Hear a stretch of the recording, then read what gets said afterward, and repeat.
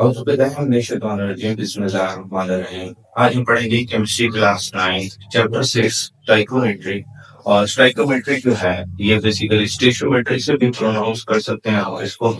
और इस चैप्टर के अंदर सबसे पहले इसके एसएलओस के बारे में जान लेते हैं कि इसके एसएलओस क्या है और स्टूडेंट को क्या सीखने का मौका मिलेगा जब ये चैप्टर पढ़ेंगे। तो इस चैप्टर के अंदर सबसे पहले स्टूडेंट जो है वो एक क्वांटिटेटिव रिलेशनशिप जानेंगे। जो हमारे पास रिएक्टेंट्स और प्रोडक्ट्स के दरमियान एक क्वांटिटेटिव रिलेशनशिप होता है उसके बारे में जानेंगे। और क्वांटिटेटिव रिलेशनशिप में हेल्प काउंट करने वाली जो टर्मिनोलॉजीज हैं जैसे कि एम्पिरिकल फार्मूला है, मॉलिक्यूलर फार्मूला है, इस चीज के बारे में पढ़ेंगे। फिर उसके बाद इसमें जो मुख्तलिफ टर्मिनोलॉजीज होती हैं जैसे कि मैथ्स होता है, मॉलिक्यूल्स का मैथ्स होता है जिसको मॉलिक्यूलर मैथ्स कहते हैं। और जो हाई कंपाउंड होते हैं उनके फार्मूले जो होता है उनका फार्मूला मैथ्स होता है उसके बारे में पढ़ेंगे। फिर इनको मालूम करने का तरीकाकार पढ़ेंगे। फिर बाइनरी कंपाउंड्स के बारे में पढ़ेंगे जो हमारे पास आयनिक कंपाउंड्स होते हैं उनको बैलेंस करके कैसा लिखा जाता है तो इस चीज के बारे में पढ़ेंगे। चार्ज के एतबार से हम उसको कैसे बैलेंस करते हैं। फिर उसके बाद इसमें आप लोग जो है वो कंसेप्ट ऑफ मोल पढ़ोगे डिटेल्स से। फिर उसका रिलेशनशिप विद एवोगैड्रो नंबर आप पढ़ोगे। फिर इसमें आप इंटर कन्वर्जन पढ़ोगे कि मैथ्स से कैसे मोल में जाया जा सकता है या मोल से कैसे मैथ्स में जाया जा सकता है, या मैथ्स से मोल में, फिर मोल से आप तो नंबर ऑफ पार्टिकल्स में कैसे जा सकते हैं और नंबर ऑफ पार्टिकल्स से रिवर्स मोल में या मैथ्स में कैसे आया जा सकता है। तो इस चीज के बारे में आप इस चैप्टर में डिटेल से पढ़ोगे। कुछ न्यूमेरिकल प्रॉब्लम्स होंगी या मैथमेटिक्स से रिलेटेड जो है वो चैप्टर होगा आपका। तो इसमें ज्यादातर मैथ्स वगैरह की आपको पढ़ाई जाएगी, यानी मैथ्स से जो फार्मूले होते हैं और हम जो क्वांटिटेटिव रिलेशनशिप जानते हैं उसके बारे में पढ़ाया जाएगा। तो सबसे पहले हम लोग जान लेते हैं कि ये इसकी शुरुआत कहाँ से होती है। अगर हम इंट्रोडक्शन करें इस चैप्टर का तो इस चैप्टर में बेसिकली हमारे पास ना पुराने जो ग्रीक फिलोसफर थे उन्होंने एटॉमिक फिलोसफी जो है वो पेश की। एटॉमिक फिलोसफी जहां से हमें एलिमेंट का भी जो है वो अंदाजा हुआ। ठीक है, तो एटॉमिक फिलोसफी सबसे पहले है। फिर एटॉमिक थ्योरी है जिसमें एलिमेंट्स के बारे में ये जॉन डाल्टन ने पेश की थी। और एलिमेंट्स के बारे में पता चला कि एलिमेंट्स होते हैं जिनके एटम्स होते हैं और वो आपस में मिलके कंपाउंड बनाते हैं। फिर लॉ ऑफ डेफिनेट प्रोपोर्शन है। लॉ ऑफ डेफिनेट प्रोपोर्शन ये है कि कंपाउंड में जितने भी रेशो है एटम की वो फिक्स होती है। अगर हम वो रेशो चेंज कर देंगे तो वो टोटली जो कंपाउंड है वो डिफरेंट हो जाएगा। तो ये एक लॉ जो है वो जोसेफ क्राउस ने जो है वो पेश किया। और ये इसमें हम लोग जो है फिक्स रेशो बाय मास के बारे में हमें पता चला। Fix ratio by mass in compound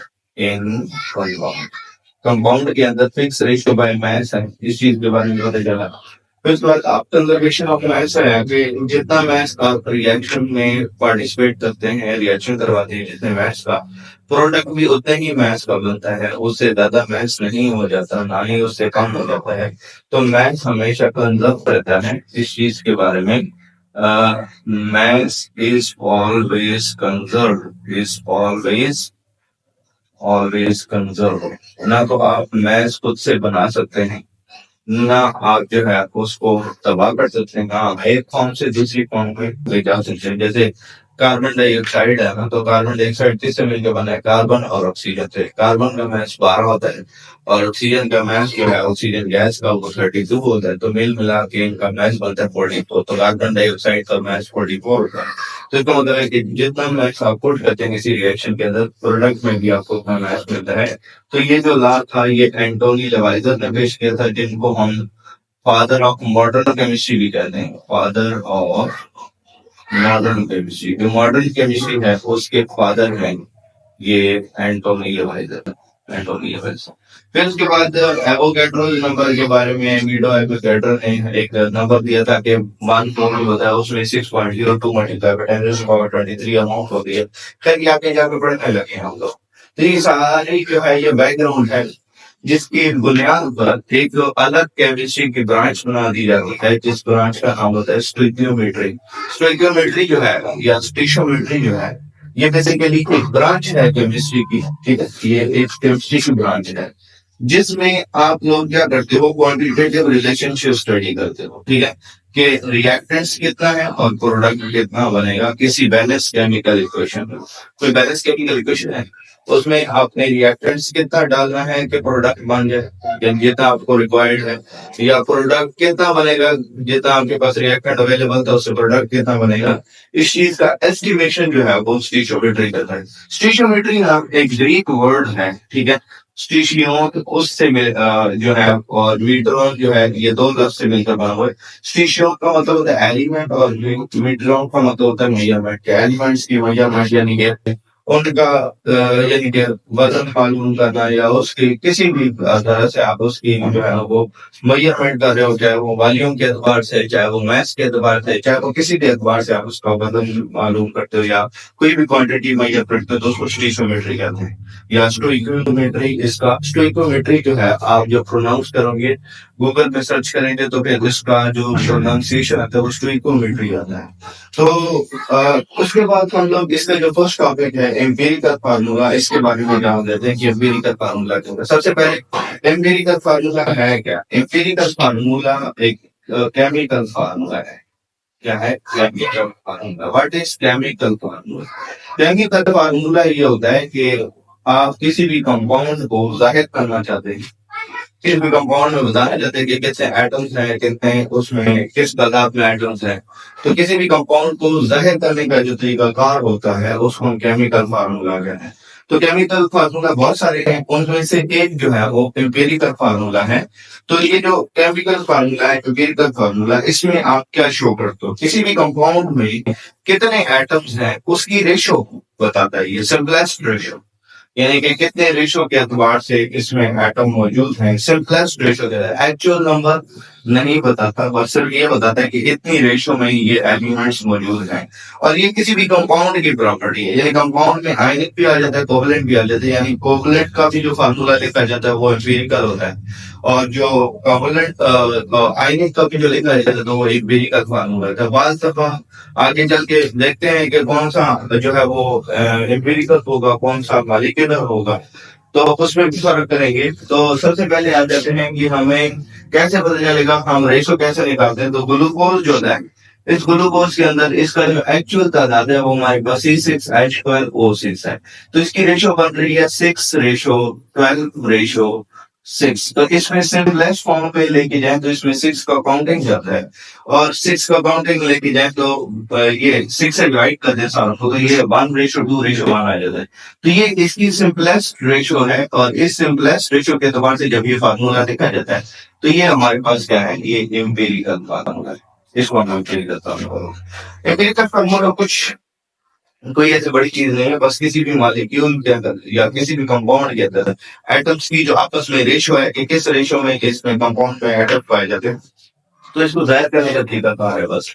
तो बेंजीन में छह कार्बन होते हैं, 6 हाइड्रोजन होते हैं, तो इसमें रेशो बनती है 6:6। तो अब हम इससे 6 का काउंट लें तो हमारे पास 1:1 बनती है। तो ये जो है ये इसका एम्पिरिकल फार्मूला है, ठीक है। ये पहले वाले जो मॉलिक्यूलर फार्मूला उससे हम एम्पिरिकल फार्मूला रेशो के जरिए मालूम कर।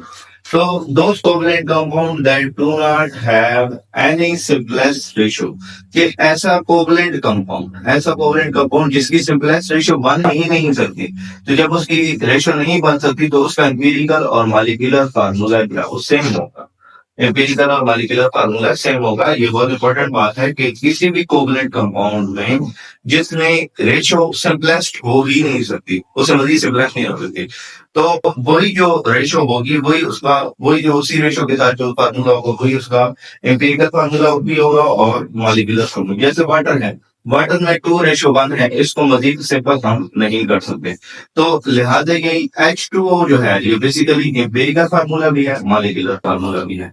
इसी तरीके से C12H22O11 ये हमारे को सुक्रोज का फार्मूला है, जो कि टेबल शुगर होती है, चीनी जिसको आप कहते हो, टेबल शुगर। ये जो टेबल शुगर है इसका फार्मूला ये है। अब इसमें भी सिंपलेस्ट रेशो नहीं आ सकती, तो जब सिंपलेस्ट रेशो इसमें नहीं आ सकती इसके लिए भी हम कह देते हैं कि ये दोनों फार्मूला जो है वो क्या है, सेम है, यानी एम्पिरिकल फार्मूला भी है, मॉलिक्यूलर फार्मूला। तो इसको कैलकुलेट करने का तरीका क्या है? तो इसको कैलकुलेट करने के दो तरीके हैं। एक हमारे पास प्रैक्टिकल मेथड होता है, एक हमारे पास थ्योरेटिकल मेथड होता है। प्रैक्टिकल मेथड के लिए आपको कन्वर्शन एनालिसिस करना पड़ सकता है, ग्राफिमेट्रिक एनालिसिस करना पड़ सकता है, इलेक्ट्रोलिसिस करनी पड़ सकती है, या स्पेक्ट्रोस्कोपी करनी पड़ सकती है, स्पेक्ट्रोस्कोपी। तो इन सारे तरीकों से आप जो है एम्पिरिकल फार्मूला मालूम कर सकते हैं। उसके बाद थ्योरेटिकल एनालिसिस का ये है कि आपके पास परसेंटेज कंपोजिशन होनी चाहिए। परसेंटेज कंपोजिशन वो जो है आप लोगों ने पढ़ ली है, कोई एटॉमिक स्ट्रक्चर वाले चैप्टर के अंदर हम लोगों ने परसेंटेज कंपोजिशन के बारे में पढ़ा। परसेंटेज कंपोजिशन ये होती है कि किसी भी कंपाउंड में कोई चीज कितने परसेंट है, तो वो परसेंटेज कंपोजिशन अगर हमें दे दी जाए तो उससे हम ये मालूम कर सकते हैं एम्पिरिकल फार्मूला, और मॉलिक्यूलर फार्मूला से भी हम इसको मालूम कर सकते हैं। जैसे हमने यहाँ से किया, मॉलिक्यूलर फार्मूला से हमने इसको मालूम करने की कोशिश की। तो ये हमारे पास क्या बताता है, ये सिर्फ हमें क्या बताता है, रेशो बताता है। एटम्स के दरमियान के जो सिंपलेक्स रेशो है उसको बताएगा, और कुछ भी नहीं बताता इसमें। इसमें क्या क्या चीज ये नहीं बताता, ये स्ट्रक्चर ऑफ मॉलिक्यूल नहीं बताता, तो एक्चुअल नंबर ऑफ एटम्स नहीं पता, तो इसका मतलब है ये दो चीजें हमें यहाँ पे पता नहीं चलती। और इसमें कितने हैं मॉलिक्यूल में, हर एटम के दरमियान में कितने इलेक्ट्रॉन शेयर किए गए हैं, इसके बारे में भी इसमें कोई इंफॉर्मेशन नहीं मिलती। तो लिहाजा हमारे पास ये जो फार्मूला होता है ये एक सिंपलेक्स बस रेशो बताता है, ठीक है। फिर उसके बाद हम मॉलिक्यूलर फार्मूला के ऊपर आ जाते हैं। तो मॉलिक्यूलर फार्मूला जो है वो हमारे पास इसका नेक्स्ट वर्जन है। ये भी टाइप ऑफ केमिकल फार्मूला है, और इसके अंदर भी हम एटम्स जो है वो कंपाउंड के अंदर शो करते हैं। लेकिन फर्क क्या है, फर्क ये है कि ये एक्चुअल तादाद जो है वो बताता है, वो सिंपलेक्स रेशो बताता था, ये एक्चुअल तादाद किसी भी कंपाउंड के अंदर जो एक्चुअल तादाद होती है उसको बताता है। तो ये किसी भी कोवलेंट कंपाउंड की प्रॉपर्टी है, ये किसी भी कोवलेंट कंपाउंड की प्रॉपर्टी है, ये आयनिक कंपाउंड पे नहीं होता है। आयनिक कंपाउंड में क्यों नहीं होता, क्योंकि आयनिक कंपाउंड मॉलिक्यूल की फॉर्म में एग्जिस्ट नहीं करते, वो फार्मूला यूनिट्स की फॉर्म में होते हैं। तो इस वजह से इनका मॉलिक्यूलर फार्मूला नहीं होता, हाँ एम्पिरिकल फार्मूला इसका होता है। तो टेल अस अबाउट ये किसके बारे में बताते हैं, ये एक्चुअल नंबर के बारे में बताते हैं, एटम्स के कंपाउंड के जो एटम्स होते हैं, एक कंपाउंड के अंदर जो एटम्स होते हैं उनकी एक्चुअल तादाद के बारे में बताते हैं, जिसमें ग्लूकोज में 6 कार्बन है, 12 हाइड्रोजन है और ऑक्सीजन 6 है। पानी के अंदर जो है वो 2 हाइड्रोजन है, 2 ऑक्सीजन है। बेंजीन के अंदर 6 कार्बन है, 6 हाइड्रोजन है। तो इस चीज के बारे में जो हमें बताता है ये मॉलिक्यूलर फार्मूला बताता है। It can be calculated from empirical formula, हम इसको एम्पिरिकल फार्मूला से भी कैलकुलेट कर देते हैं। जैसे अगर हम मॉलिक्यूलर फार्मूला में एन की वैल्यू मल्टीप्लाई करते हैं, तो ये एन की वैल्यू क्या है, जैसे यहाँ पे हमने रेशो ली थी ना 6:12:6, तो ये यहाँ पे अगर हम इसको 6 से मल्टीप्लाई कर दें तो ये हमारे पास इसके बराबर आ जाता है। तो मतलब ये एन की वैल्यू क्या है, ये 6 है। ये एन की वैल्यू 6 हमें कैसे पता चलता है, तो इसके लिए एक और फार्मूला है जिसमें एन की वैल्यू आप कैसे निकाल सकते हैं, मॉलिक्यूलर मास को एम्पिरिकल फार्मूला मास को इस पर डिवाइड करेंगे तो एन की वैल्यू आ जाएगी। तो इस एन की वैल्यू को हम जब मल्टीप्लाई करेंगे एम्पिरिकल फार्मूला की रेशो में तो वो मॉलिक्यूलर फार्मूला बन जाएगा। तो इस तरीके से हम लोग जो है उसको डेटा का कन्वर्ट कर सकते हैं, मॉलिक्यूलर फार्मूला से एम्पिरिकल फार्मूला, और एम्पिरिकल फार्मूला से मॉलिक्यूलर फार्मूला में जाया जा सकता है। Only tells the actual number of atoms, do not tell about structure of molecule। ये sir actual number of items के बारे में बताता है, उसमें स्ट्रक्चर ऑफ मॉलिक्यूल के बारे में जो है वो नहीं बताता। स्ट्रक्चर ऑफ मॉलिक्यूल के बारे में नहीं बताता, एटम्स के दरमियान में कितने इलेक्ट्रॉन जो है वो उन्होंने शेयर किए हैं वो नहीं बताता। तो उसके लिए फिर नेक्स्ट वर्जन है, ठीक है, डॉट क्रॉस फार्मूला है। उस डॉट क्रॉस फार्मूला के जरिए, और स्ट्रक्चरल फार्मूला है, स्ट्रक्चरल फार्मूला के जरिए जो है वो उसमें बॉन्डिंग शो होती है। वो मतलब फिर नेक्स्ट वर्जन फिर इसमें थ्योरीज भी होती है, लेकिन ये आप फर्स्ट ईयर में इंशाल्लाह पढ़ेंगे। उसके बाद अगर हम देखें तो हमारे पास जो इस चैप्टर में जो सेकंड पेज है उस पेज के ऊपर एक टेबल बना हुआ है, और इस टेबल में बताया गया है कि वाटर में किस तरह के कौन कौन से एलिमेंट मौजूद हैं। तो अगर हम वाटर में देखें तो हमारे पास एक तरफ हमें ये ऑक्सीजन का सिंबल नजर आ रहा है, और एक तरफ हमें हाइड्रोजन का सिंबल नजर आ रहा है। तो ये जो ऑक्सीजन का सिंबल है, ये ओ का सिंबल है, ये ऑक्सीजन एलिमेंट को शो कर रहा है, ऑक्सीजन एलिमेंट, ठीक है। और हमारे पास इसमें ये हाइड्रोजन को शो कर रहा है, हाइड्रोजन, ठीक है। तो इसका मतलब ये है कि हमारे पास जो हाइड्रोजन के एटम है वो 2 मौजूद हैं, और ऑक्सीजन का एक एटम मौजूद है, ये केमिकली आपस में जुड़े हुए। यहाँ पे अगर हम देखें तो हमारे पास ऑक्सीजन इसमें मौजूद है, ऑक्सीजन, ठीक है, और इसमें हमारे पास ये कार्बन मौजूद है, कार्बन, ठीक है। अच्छा जी, इसके अंदर हमारे पास हाइड्रोजन मौजूद है, हाइड्रोजन, ठीक है, हाइड्रोजन। और इसमें साथ में क्लोरीन मौजूद है, क्लोरीन, क्लोरीन, ठीक है, क्लोरीन। उसके बाद यहाँ पे अगर हम देखें तो यहाँ हमारे पास हाइड्रोजन है, ठीक है, हाइड्रोजन। और उसके बाद ऑक्सीजन है हमारे पास इसमें, ऑक्सीजन। और उसके बाद सोडियम है हमारे पास, सोडियम। सोडियम को हम लोग NaCl नोट करते हैं। इसमें हमारे पास कॉपर सल्फेट है, कॉपर, ये कॉपर है इसमें, ठीक है, क्यूप्रम हम इसको बोलते हैं, क्यूप्रम। सल्फर है इसमें, सल्फर। और साथ में हमारे पास ऑक्सीजन है, ठीक। अच्छा, यहाँ पे 2 लिखा हुआ है, ये 2, इसका मतलब ये है कि कॉपर +2 की स्टेट में है। ये ट्रांजिशन एलिमेंट्स के जो भी कंपाउंड होते हैं उसके अंदर ऐसा जो मेटल की जो भी स्टेट होती है ऑक्सीडेशन स्टेट, उसको हम लोग इसी तरीके से रोमन न्यूमरल के अंदर जो है ब्रैकेट में बंद करके लिखते हैं। तो यहाँ पे कॉपर का मतलब है कि कॉपर के ऊपर +2 चार्ज है, ठीक है। ये ट्रांजिशन एलिमेंट्स के लिए लिखा जाता है। जो डी ब्लॉक एलिमेंट्स होते हैं, ट्रांजिशन एलिमेंट्स, ट्रांजिशन एलिमेंट्स, उसकी जो मेटल होती है उनके जो सॉल्ट्स होते हैं तो उनके लिए ये लिखा जाता है। ग्लूकोज है हमारे पास, तो ग्लूकोज में हमारे पास कार्बन है, कार्बन, हाइड्रोजन है, ठीक, हाइड्रोजन। और इसमें ऑक्सीजन हमारे पास मौजूद है, ऑक्सीजन, ठीक है। तो मतलब ज्यादातर ऑक्सीजन और हाइड्रोजन हमें नजर आ रहे हैं, कार्बन भी हमें नजर आ रही है। तो इसमें मतलब ये कौन इसमें ज्यादातर मौजूद है।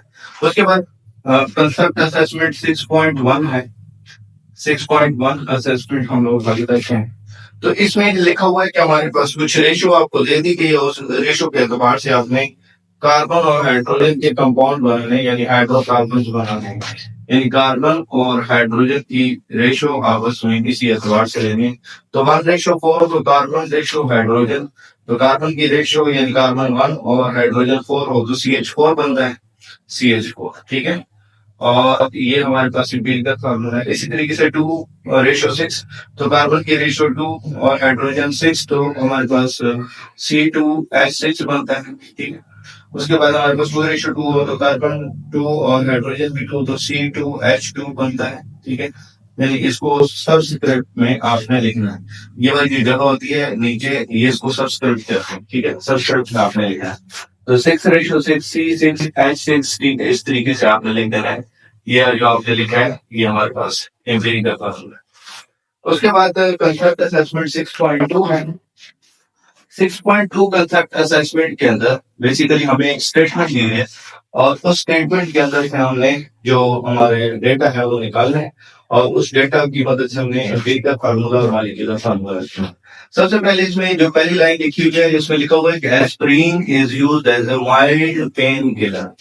यानी ये जो सर दर्द होता है, कमर दर्द होता है, उसके लिए जो आप पैनाडोल पहले लेते थे, पैनाडोल आजकल ले रहे हैं। और पुराने वक्तों में डिस्प्रिन इस्तेमाल होती है, तो डिस्प्रिन का जो केमिकल फॉर्मूला है वो एस्पाइरिन है। डिस्प्रिन उसका जो है वो बेसिकली ब्रांड नेम है और एस्पाइरिन उसका केमिकल नेम है। तो एस्पाइरिन जो है वो माइल्ड पेन किलर है, यानी कि ये जब भी आपको कोई पेन हो तो उसको पेन को खत्म करने के लिए इस्तेमाल होती है।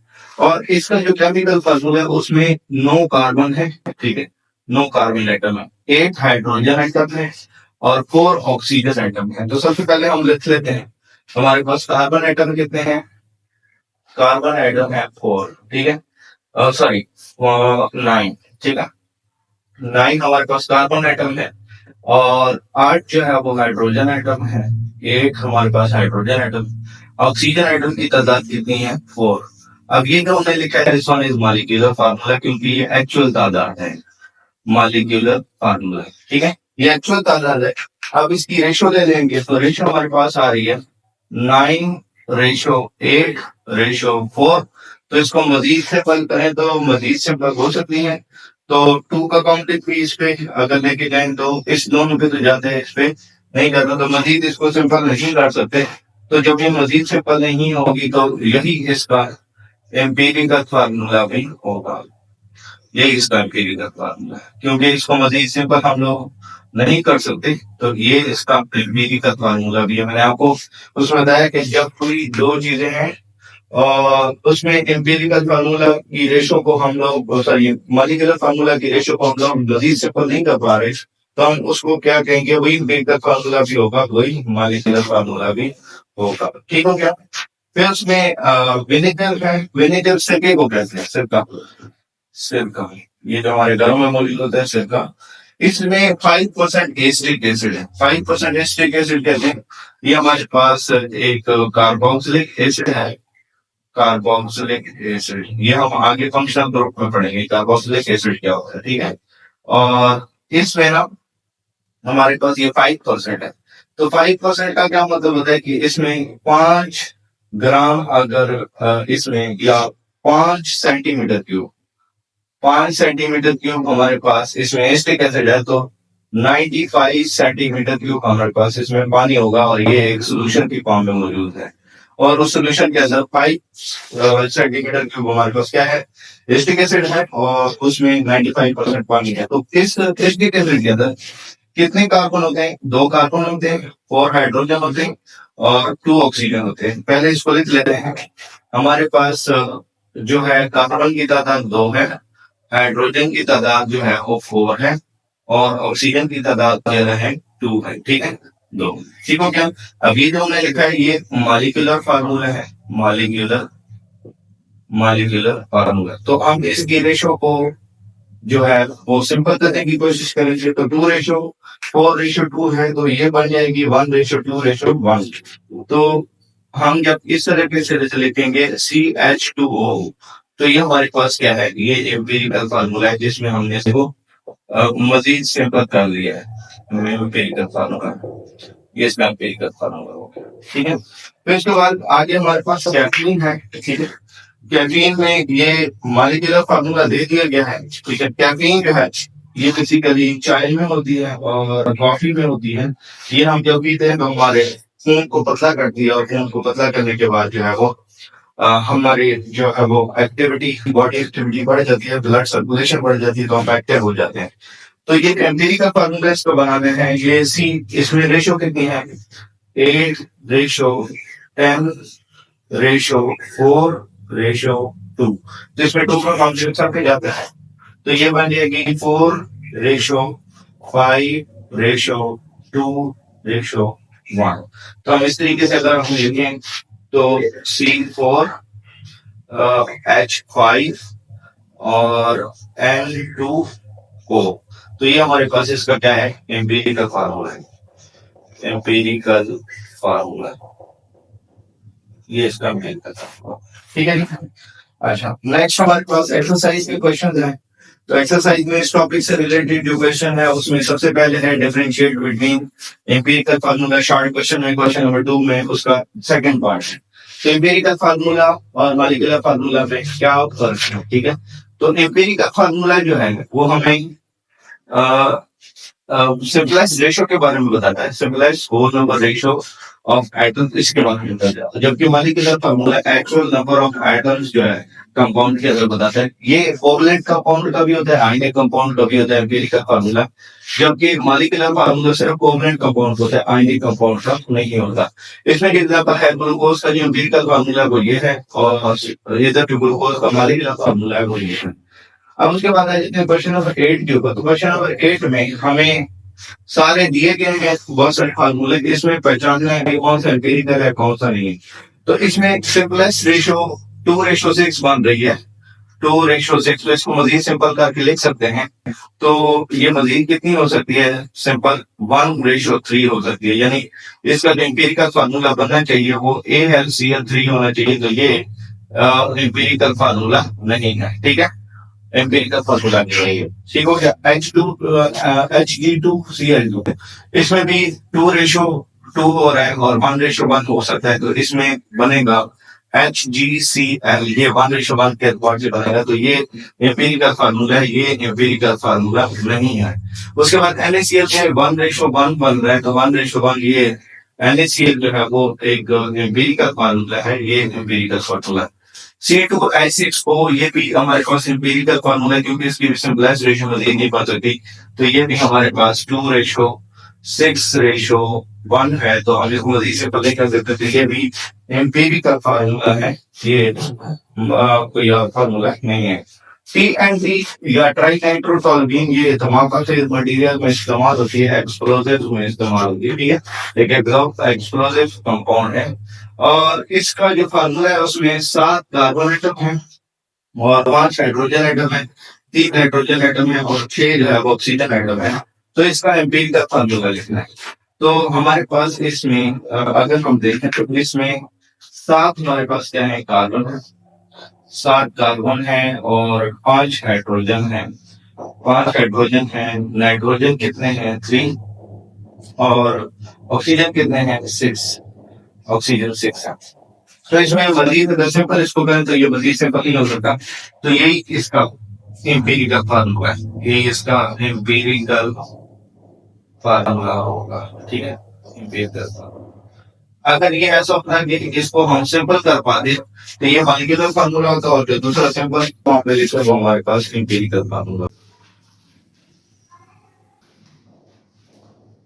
अगर आप इस चैनल पे नए आए हैं तो इस चैनल को सब्सक्राइब करें, वीडियो को लाइक करें, शेयर करें, कमेंट करें, अपने क्वेश्चंस कमेंट में लिखें। जो भी आपका क्वेश्चन है तो वो आप कमेंट में लिख के पूछ सकते हैं। Thank you so much.